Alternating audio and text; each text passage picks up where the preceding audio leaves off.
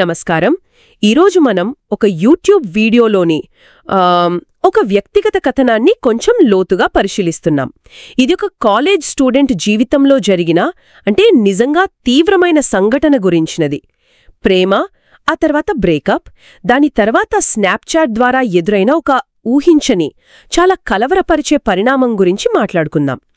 మనం చూస్తున్నది the big boy PILAYS అనే యూట్యూబ్ ఛానల్లోని 5 snap story be safe video కథనం నుంచి కొన్ని ముఖ్యమైన భాగాలన్నమాట. కథనం ప్రకారం చూస్తే ఒక బీటెక్ విద్యార్థి ఉన్నాడు. 2 ఏళ్లపాటు ఒక అమ్మాయితో ప్రేమలో ఉన్నాడు. అంతా బాగానే ఉంది అనుకున్న టైంలో వాళ్ల రిలేషన్షిప్ 3వ సంవత్సరంలో ఎండ్ అయింది. బ్రేకప్ అయిపోయింది. అయితే ఆ అబ్బాయి దాన్ని అంత ఈజీగా అంగీకరించలేకపోయాడు. ఆ బాధలో ఉన్నాడు. అవును, బ్రేకప్ తర్వాత కొంతకాలం గడిచింది. ఆ టైంలో తన మాజీ ప్రేయసి వేరే వ్యక్తితో కనిపిస్తే ఆమెతో వాగ్వాదానికి దిగినట్లు కూడా కథనం చెప్తోంది. ఆ అబ్బాయి ఇంకా ఆ బ్రేకప్ను ప్రాసెస్ చేయలేకపోతున్నాడన్నమాట. కరెక్ట్. సో మన ఉద్దేశమేంటంటే ఆ బ్రేకప్ తర్వాత జరిగిన సంఘటనల క్రమాన్ని, ముఖ్యంగా ఆ డిజిటల్ మెసేజ్లు స్నాప్చాట్ ద్వారా వచ్చినవి ఆ యువకుడిపై ఎలాంటి తీవ్ర ప్రభావాన్ని చూపాయో అర్థం చేసుకోవడం.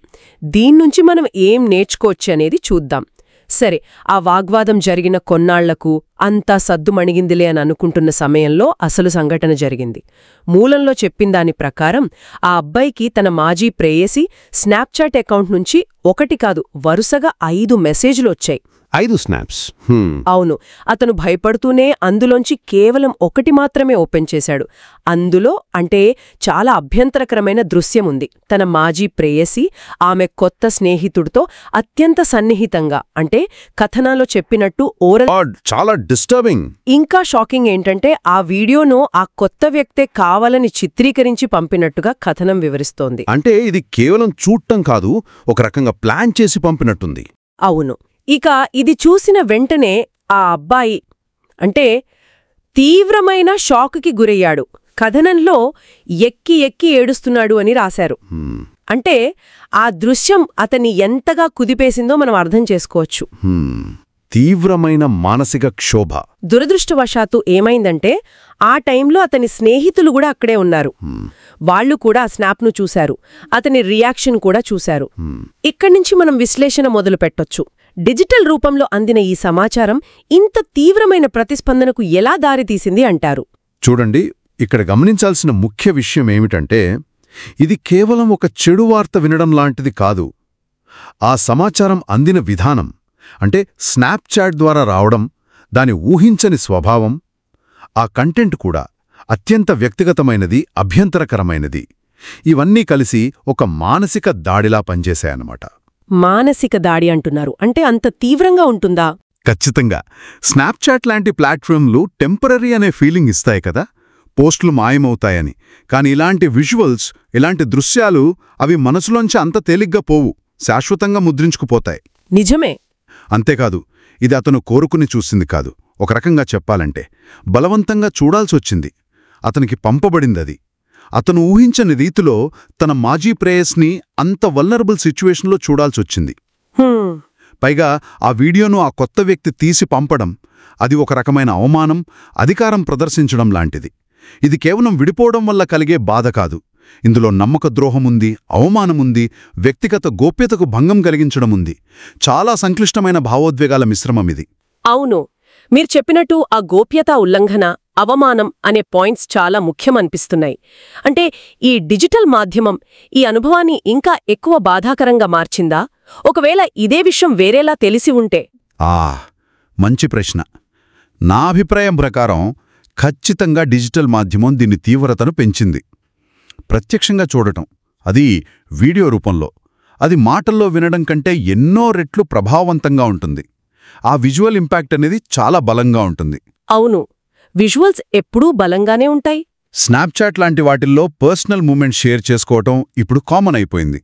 కానీ దాన్ని ఇలా ఒక ఆయుధంగా వాడటం, ఇది డిజిటల్ యుగంలో ఉన్న ఒక చీకటి కోణాన్ని మనకు చూపిస్తోంది.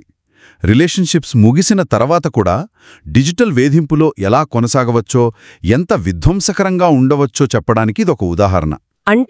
ఈ కథనం డిజిటల్ సంబంధాలు వాటి వల్ల వచ్చే పరిణామాలు ఎంత సంక్లిష్టంగా ఉంటాయో తెలియజేస్తోంది. అయితే మనం దాదాపుగా పట్టించుకోని మరో యాంగిల్ కూడా ఉంది ఇందులో. ఆ 5 స్నేహితులు. అవును, వాళ్ళ గురించి కూడా ఆలోచించాలి. వాళ్ళు కేవలం అక్కడున్న ప్రేక్షకులు కాదు కదా. తమ స్నేహితుడి అత్యంత బలహీనమైన, బాధాకరమైన క్షణాన్ని, దానికి కారణమైన ఆ షాకింగ్ దృశ్యాన్ని వాళ్లు కూడా అనుకోకుండా చూడాల్సొచ్చింది.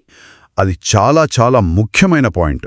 చూడండి, స్నేహితుడు బాధలో ఉండటం చూడటం ఒకెత్తు, కానీ ఆ బాధకు కారణమైన అంత పర్సనల్, అంత అభ్యంతరకరమైన దృశ్యాన్ని ప్రత్యక్షంగా చూడటం అనేది మరో ఎత్తు. నిజమే. ఇది వాళ్ల స్నేహం మీద, వాళ్ల మానసిక స్థితి మీద కూడా ఒక రకమైన భారం మోపి ఉంటుంది తెలియకుండానే. ఆ సంఘటన తర్వాత వాళ్ళు ఆ అబ్బాయితో ఎలా ప్రవర్తించారు, వాళ్ల మధ్య సంబంధం ఎలా మారింది, ఇవన్నీ కూడా ఆలోచించాల్సిన విషయాలు. దీన్ని మనం సెకండరీ ట్రామా అంటాం కదా. అంటే ఒక బాధాకరమైన సంఘటనను ప్రత్యక్షంగా చూసిన వాళ్ల మీద కూడా మానసిక ప్రభావం పడుతుంది.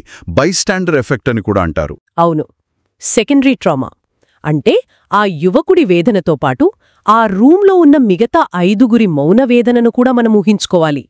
ఈ కథనం నేరుగా వాళ్ల గురించి ఎక్కువ చెప్పకపోయినా ఒక సంఘటన ప్రభావం కేవలం బాధితుడికే పరిమితం కాదని, చుట్టూ ఉన్నవాళ్లను కూడా మనకు తెలియకుండానే ప్రభావితం చేస్తుందని గుర్తుచేస్తోంది.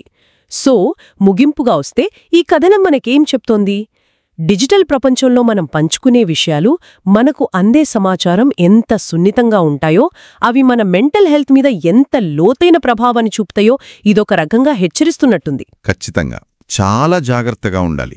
మరి మనం ఆలోచించాల్సిన ప్రశ్న ఏమిటంటే, ఇలాంటి సంఘటనలు చూసినప్పుడు మనం కేవలం బాధితుడి గురించి ఆలోచిస్తాం. కానీ అనుకోకుండా సాక్షులుగా మారిన వాళ్ల సంగతేంటి? వాళ్ల మానసికారోగ్యం గురించి మనం ఆలోచిస్తున్నామా? ఆ సంఘటన వాళ్ల మీద ఎలాంటి దీర్ఘకాలిక ముద్ర వేసి ఉండవచ్చు? ఇది మనం ఆలోచించదగ్గ విషయం అనిపిస్తోంది.